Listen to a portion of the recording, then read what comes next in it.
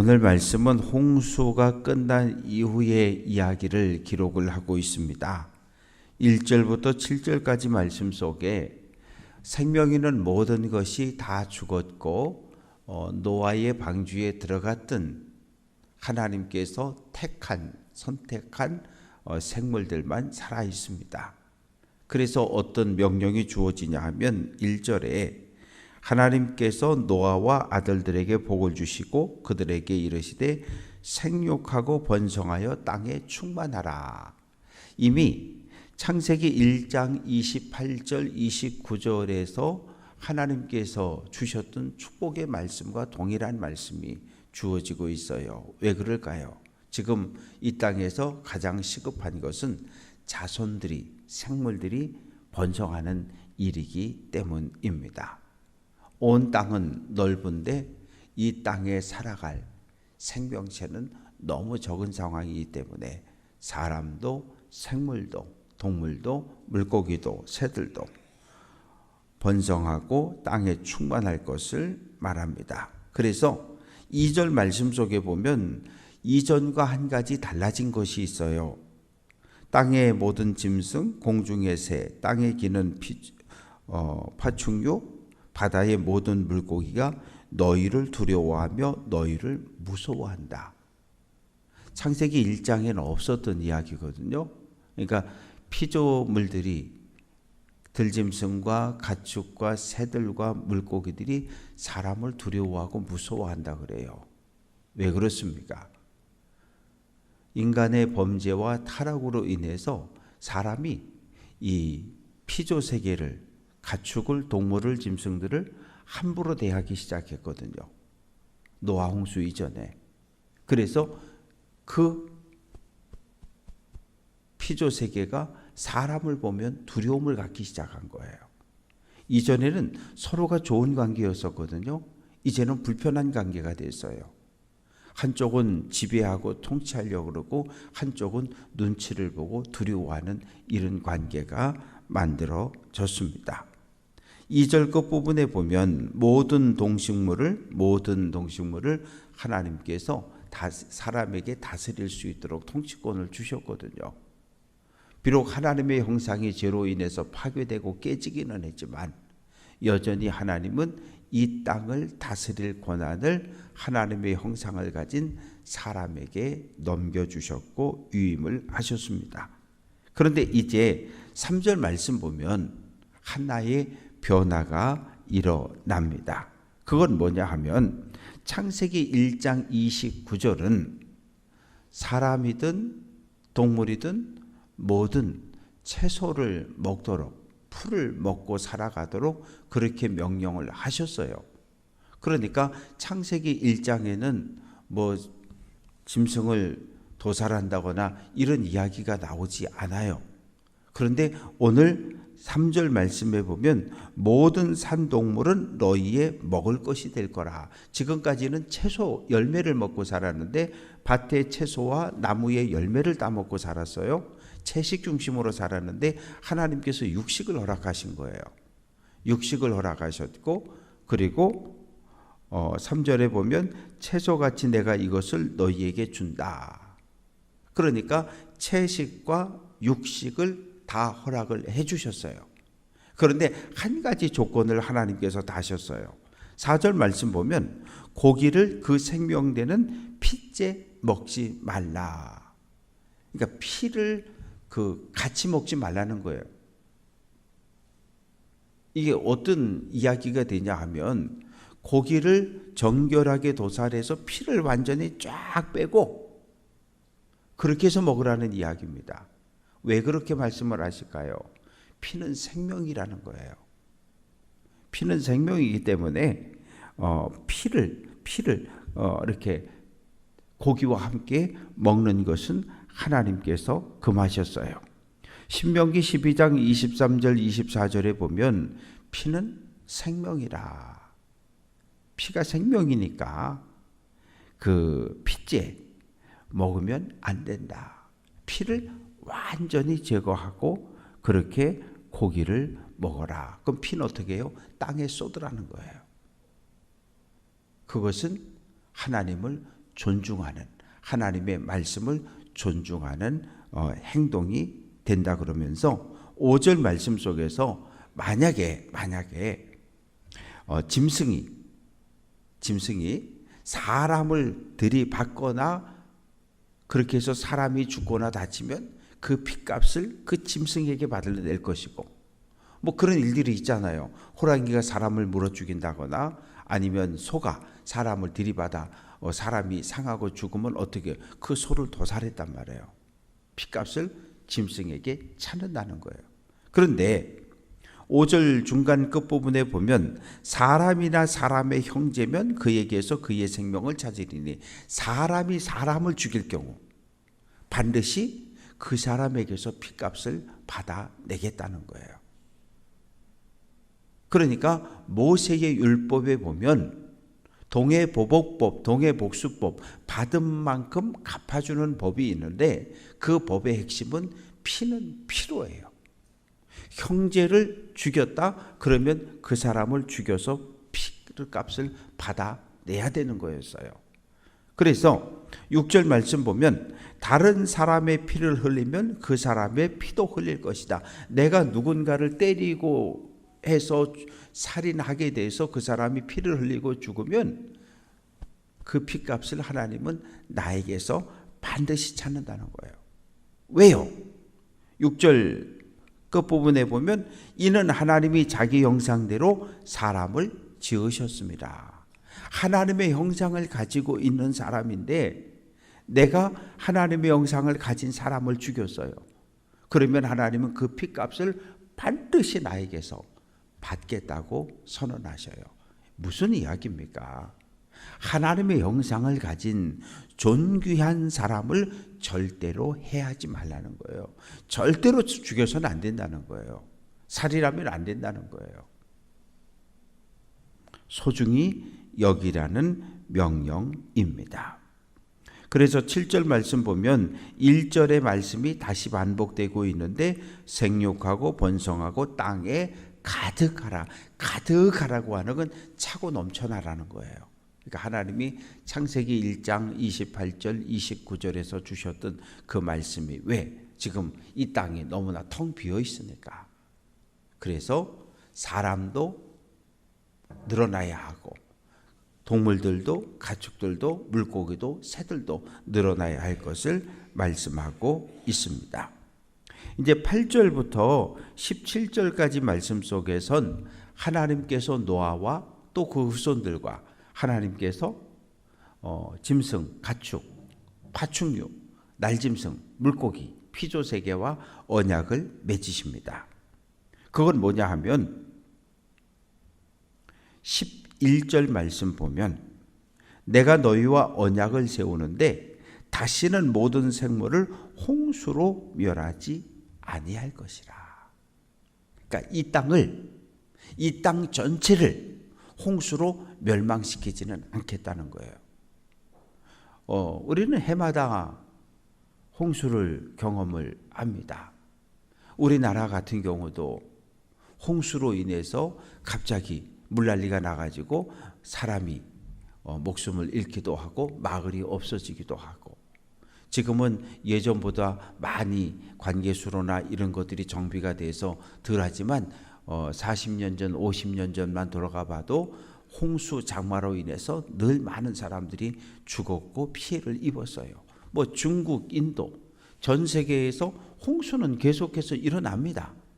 지역적으로 홍수가 일어나요. 그러나 이 지구 전체를 멸망시킬 수 있는, 동시에 멸망시킬 수 있는 그런 홍수의 심판은 다시는 내리지 않겠다는 거예요. 그것이 하나님의 약속입니다. 그런데 노아 입장에서는 그렇잖아요. 아니 하나님 말씀으로만 하면 안 되죠. 뭐 징표를 하나 좀 주세요. 그래서 하나님께서 징표를 주셨는데 그것은 뭐예요? 무지개입니다. 무지개. 내가 13절 내가 내 무지개를 구름 속에 두었는데, 이게 노아, 사람을 대표하는 노아, 피조세계 전체를 대표하는 노아 맺는 언약의 징표라는 거예요. 비가 오고 나서 보면 무지개가 이렇게 걸려 있잖아요. 근데 무지개의 모습이 뭐가 돼요? 활 같아요. 그러니까 하나님께서 사람을 심판하려고 쏠 그 활을 거두고 어디다가 하늘과 땅 사이에 걸어 놓으셨다는 거예요. 이건 뭐냐 하면 평화. 나는 너희를 다시는 물로 심판하지 않겠다. 나는 너희를 심판하지 않는다라고 하는 그 징표로다가 하나님께서 무지개를 이렇게 걸어 놓으셨고, 그러니까 사람도 무지개를 보면서 하나님이 우리를 사랑하셔. 하나님 우리를 돌보시고 우리를 구원하기를 원하셔. 무지개를 보면서 기분 나쁜 사람은 없을 거예요. 무지개를 보면 마음이 편안해져요. 하나님도 구름 속에 무지개를 보면서 다시는 내가 물로 이 세상을 심판하지 않겠다고 약속했어. 하나님도 기억하시고 사람들도 무지개를 보면서 마음의 평안과 위로를 느끼면서 하나님의 사랑과 자비를 경험하게, 기억하고 경험하게 된다는 거예요. 그래서 16절 말씀 보면 무지개가 구름 사이에 있으리니 내가 보고 나 하나님과 모든 육체를 가진 땅의 생물 사이에 영원한 언약을 기억하리라. 그래서 우리는 무지개를 볼 때마다 하나님이 물로 이 땅을 심판하지 않는다고 약속하셨어. 그 약속을 늘 기억하면 되는 거예요. 그리고 감사하면 되는 거죠. 18절부터 마지막 절까지 말씀 속에는 노아의 가정에서 일어났던 이야기를 기록을 하고 있습니다. 방주에서 나왔어요. 노아와 아내 그리고 세 아들 셈과 함과 야벳과 세 며느리, 인류의 모두입니다. 나머지는 다 죽었어요. 이제 거기서부터 후손들이 퍼지기 시작하는데 20절 말씀 보면 노아가 농사를 지었는데 포도나무 농사를 지었어요. 포도나무 농사를 짓는 이유는 포도 열매를 따기 위함이고, 포도 열매를 따서 그것으로 뭐해요? 포도주를 만들어요. 포도주를 만드는 건 죄 아니에요. 포도주를 마시는 거 그것도 성경은 죄라고 이야기하지 않아요. 오늘날 유럽 쪽에 가보면 우리나라는 물이 참 좋은 거예요. 수돗물 틀면 다 마실 수 있어요. 그런데 우리는 그것도 마음에 안 들어서 집집마다 정수기 설치하고 정수기 물을 마시잖아요. 그런데 작년 12월에 인도를 벵갈루루에 우리 팔라야교회 봉헌식 갔었는데요. 인도 땅 내리면서부터 인도 땅을 떠날 때까지 물은 전부 사 먹었어요. 양치할 물까지 다 생수로 양치를 했어요. 왜? 석회석이 워낙 많기 때문에 수도를 틀면 그 물에서 나오는 이 물에는 석회석이 섞여 있어서 그것으로는 절대 양치도 하면 안 된다는 거예요. 그래서 인도에 가서 있는 모든 기간 동안 양치할 때까지도 다 생수를 사용을 하고 그러고 왔어요. 근데 중근도 여기도 석회석 물이에요. 그러니까 물이 나쁘다 보니까 사람들이 어떤 방법을 찾아냈냐 하면 포도를 발효시켜서 거기다가 1:10, 1:50 이렇게 희석을 시키는 거죠.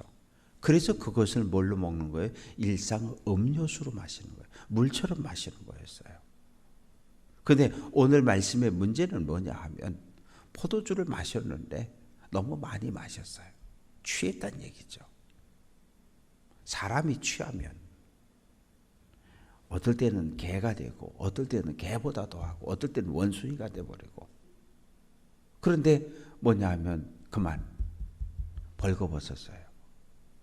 우리가 더워 그리고 겉옷을 벗으면 우리는 러닝 팬티는 입고 자잖아요. 그런데 이 당시 사람들은 속옷 개념이라는 게 없어요. 그냥 겉옷을 벗으면 벌거벗게 되는 거예요. 그리고 잠이 들었는데 이 성경 그 22절 말씀을 보면 가나안의 아버지 함이 이렇게 나오는데, 뒤에 가서 말씀을 살펴보면 25절에 보면 가나안은 저주를 받아 이렇게 되거든요.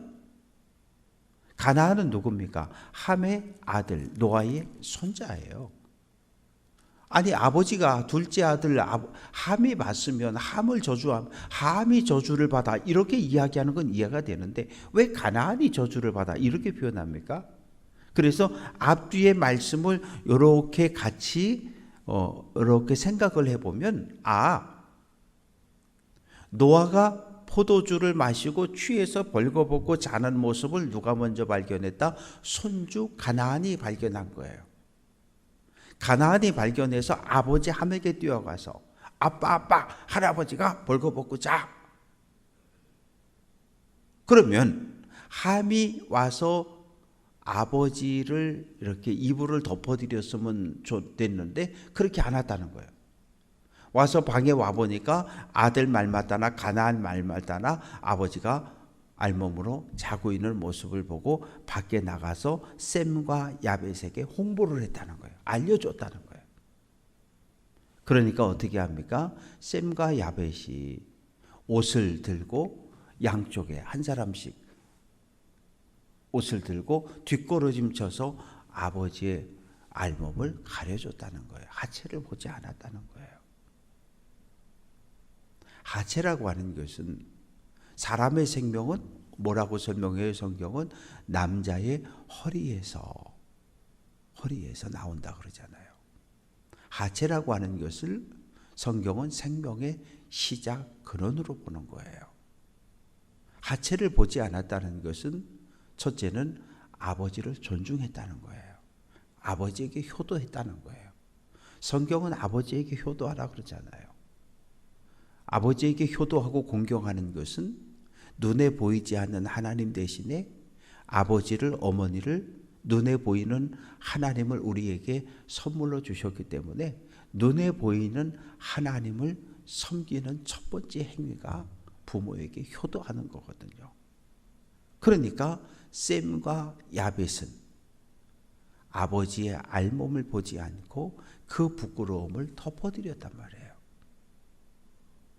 이제 노아가 술에서 깼어요. 뭐 좀 이상하지 않은 느낌이. 그 불러다가 하나하나 물어보는 거죠. 어떻게 뭔 일이 있었니? 내가 혹시 실수하지 않았니?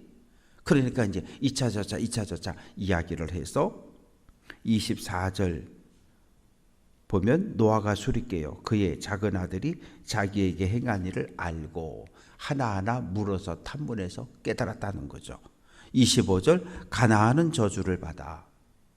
그러니까 아니 함을 저주하는 건 맞는데 갑자기 손자를 저주한단 말이에요. 손자를 저주하는 할아버지가 어디 있어요? 그래서 이 문맥을 앞뒤의 문맥을 살펴볼 때 노아의 벌거벗음을 가장 먼저 발견한 사람은 손자 가나안이었고 가나안이 아버지 함에게 이야기했고 함이 아버지의 벌거벗음을 확인하고 형제들에게 이야기를 했다. 그래서 가나안과 함을 하나로 보고 가나안을 저주하고 있어요. 25절 말씀 보면 그의 형제의 종들의 종이 되기를 원한다. 종들의 종이라는 건 어떤 의미예요? 형제들에게 종이 있는데 그 종의 종이 된다는 얘기예요. 종들 중에도 가장 천한 비천한 종이 된다는 그런 이야기입니다. 그러면서 반대로 셈의 하나님 여호와를 찬양하라. 가나안은 셈의 종이 되어야 한다. 27절 하나님이 야벳을 창대하게 하사. 야벳을 창대하게. 이 창대라고 하는 이 단어는 어떤 의미냐 하면 넓은 땅을 허락했다는 거예요. 넓은 땅을 허락했다는 거예요. 그래서 야벳의 족속은 오늘날 유럽 사람들의 조상이 되는 거예요. 뭐 독일부터 시작해서 이 유럽 사람들의 그 뿌리가 이 올라가면 야벳이 되고 이스라엘 사람이나 우리 같은 사람들 우리들은 셈의 후손이 되는 거고 이제 함의 후손들은 아프리카 쪽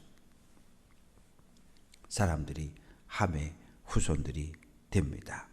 그래서 이 일로 인해서 노아 가정에서 일어났던 이 효도하지 못함과 아버지를 업신여겼던 이런 일들을 통해서 노아가 저주하는 이야기가 말씀 속에 기록이 되어져 있습니다. 그런데 이 말씀을 근거로 수백 년 아니 수천 년 동안 백인들은 흑인들을 함부로 대했거든요. 여봐라, 함의 후손은 셈과 야벳의 종이 되라고 말하지 않았느냐. 백인이 흑인을 함부로 짐승처럼 대하고 동물처럼 노예로 끌어다가 부리고 사고 팔리고 이건 당연한 거다. 이런 잘못된 해석들이 이 땅에서 실제로 벌어지는 거죠. 백인 사회에서 남성이 여성을 오랫동안 차별했어요. 영국 사회에서 여성들에게 투표권이 주어진 건 100년밖에 안 됐어요. 우리 민족은 해방과 동시에 48년에 투표할 때 여성들에게 곧바로 투표권을 줬지만 영국 사회는 여성들에게 투표권을 주지 않았어요. 어떤 논리입니까? 하와, 여자 때문에 남자가 죄를 지었다는 거예요. 그래서 여성을 무시했거든요. 그러니까 이 성경을 잘못된 눈을 가지고 읽기 시작하면 남성과 여성의 차별의 문제가 생기고 백인과 흑인의 차별의 문제가 생겨지는 거예요. 그래서 이 하나님의 말씀을 하나님의 눈으로, 믿음의 눈으로 보지 않고 사람의 생각으로 성경을 대하기 시작하면 참으로 무섭고 끔찍한 일들이 벌어져요. 히틀러 역시 마찬가지예요. 극단의 인종차별주의자였어요. 게르만족이 가장 위대한 민족이라는 거예요. 가장 위대한 게르만 민족이 저 유대인 저것들을 죽이고 학살하는 건 아무런 문제가 안 된다고 생각했던 사람. 그래서 한 사람의 잘못된 생각이 공동체 전체를, 아니 전 세계를 공포와 두려움에 몰아넣습니다. 그래서 이제 홍수가 끝나고 노아는 350년을 더 살고 950세에 죽었다. 창세기 5장부터 시작된 노아의 이야기가 5장에 걸쳐서 기록되어졌고 노아는 이제 하나님의 부름을 받게 됩니다. 말씀을 정리해 봅니다. 오늘 우리가 채식도 하고 육식도 하고 다 먹습니다. 그러나 하나님께서 우리에게 지켜 명하라고 한 것 지켜 살아야 해요. 먹을 것, 먹지 말아야 될 것 구별할 줄 알아야 합니다. 그리고 우리는 이 땅에 살면서 하나님은 우리를 심판하고 멸망시키기보다는 우리를 구원하고 돌보고 지켜주는 것을 원하셔요. 하나님의 마음을 우리가 알고 늘 감사하고, 노아가 의인이었지만 당대의 완전한 사람이었지만 잠시 나태해질 때 그만 넘어가 버렸어요. 그래서 우리도 늘 깨어 있어야 해요. 조금만 나태하면, 조금만 정신줄을 놓으면 우리도 실수하고 죄의 유혹에 사탄의 도구로 쓰임받을 수 있어요. 그런 일이 없도록 늘 깨어 기도하며 말씀을 꼭 붙잡고 믿음의 길 오늘 한 날로 달려갈 수 있는 귀한 성도들 될 수 있기를 주님의 이름으로 축원합니다.